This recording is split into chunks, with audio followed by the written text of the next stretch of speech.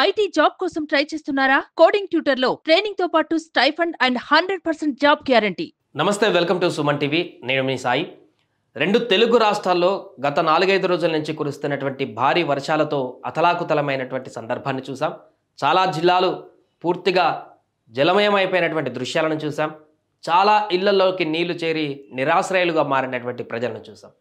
క్రమంగా ఇప్పుడు కొంచెం తగ్గుముఖం పట్టి ఆ ఫ్లోటింగ్ అంతా తగ్గుతూ బుడమేరు వాగు కానీ, మున్నేరు ఆకేరు వాగులు కానీ, కృష్ణానది కానీ ఇవన్నీ ప్రవాహాన్ని తగ్గించుకొని శాంతించినటువంటి సందర్భంలో, అంతా క్లియర్ అయిపోతున్నటువంటి సందర్భంలో మరలా తాజాగా సంచలన ప్రకటన చేసింది వాతావరణ శాఖ.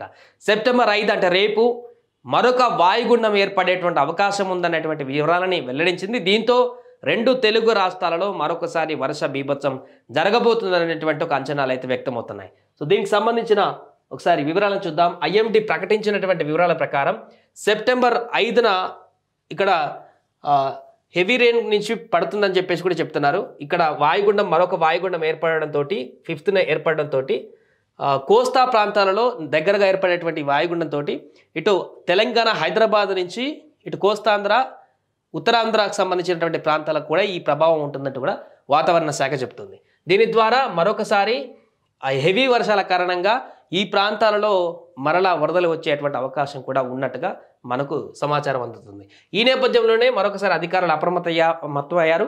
వాతావరణ శాఖ అధికారులు చెప్పిన వివరాల ప్రకారం మరలా వర్షం పడితే ఏ రకంగా పరిస్థితి ఉండబోతుంది, మరీ మొన్న పడ్డంత హెవీగా రికార్డు స్థాయిలో వర్షాలు ఉంటాయా ఈ వాయుగుండం ద్వారా, లేదంటే కొంత తగ్గుముఖం పట్టి నార్మల్గా పడేటువంటి అవకాశం ఉంటుందనే దానికి సంబంధించి అబ్జర్వేషన్ అయితే కొనసాగుతుంది. సో ఇప్పటికే చాలా ప్రాంతాలు అతలకుతలమయ్యాయి రెండు రాష్ట్రాలలో. నిన్న రాత్రి నుంచి ఇటు హైదరాబాద్లో కూడా మరొకసారి వర్షాలు మొదలైనటువంటి పరిస్థితి. నిన్న ఉదయం నుంచి కొంత తగ్గుముఖం పట్టింది, ఇక్కడ వర్షం లేదు, నిన్న ఎండ కూడా వచ్చినటువంటి పరిస్థితి అనుకున్నటువంటి నేపథ్యంలోనే రాత్రి అనూహ్యంగా హైదరాబాద్లో మరొకసారి వర్షం భీకరంగా కొట్టినటువంటి సందర్భాన్ని చూసాం.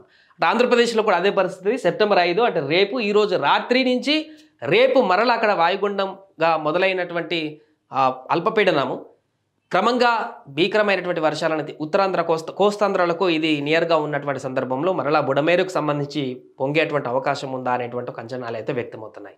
ఈ నేపథ్యంలో ఇది మరింత బలోపేతంగా మారుతుందా వాయుగుండం, లేకుంటే సాధారణ వాయుగుండంగా ఉంటుందా అనేది ఈరోజు రాత్రి కానీ రేపటి కానీ తెలిసేటువంటి అవకాశం ఉంది.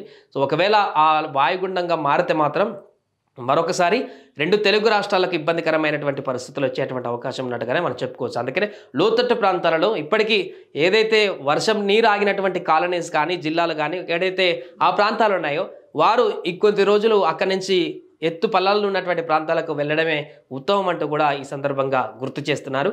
అంతేకాకుండా పూర్తిగా తగ్గుముఖం పట్టినటువంటి కాలువల నియర్ బై ఉన్నటువంటి ప్రాంతాలలో మరలా అక్కడికి వెళ్ళి పునరావాస కేంద్రాల నుంచి అక్కడికి వెళ్ళి మరలా ఇంట్లోకి ఉండేటువంటి సాహసం చేయకండి 2-3 రోజులు అనేటువంటి ఒక వివరాలను కూడా వెల్లడిస్తున్నారు. బికాజ్ రేపు కనుక వాయుగుండం మరింత బలోపేతమై అది మళ్ళా మొన్నబడ్డంటే రికార్డు స్థాయిలో వర్షానికి కనుక కారణమైతే గంటల వ్యవధిలోనే, మొన్న జరిగింది కూడా 2-3 రోజులు నాన్ స్టాప్ వర్షాలు పడితే 4వ రోజు వచ్చినటువంటి వరద కూడా కాదు, గంటల వ్యవధిలోనే అల్లకల్లోలం జరిగింది. విపరీతంగా వర్షం పడడంతో గంటల వ్యవధిలోనే బుడమేరు వాగు పొంగింది, మున్నేరు ఆకేరు కూడా ఉధృతంగా ప్రవహించింది.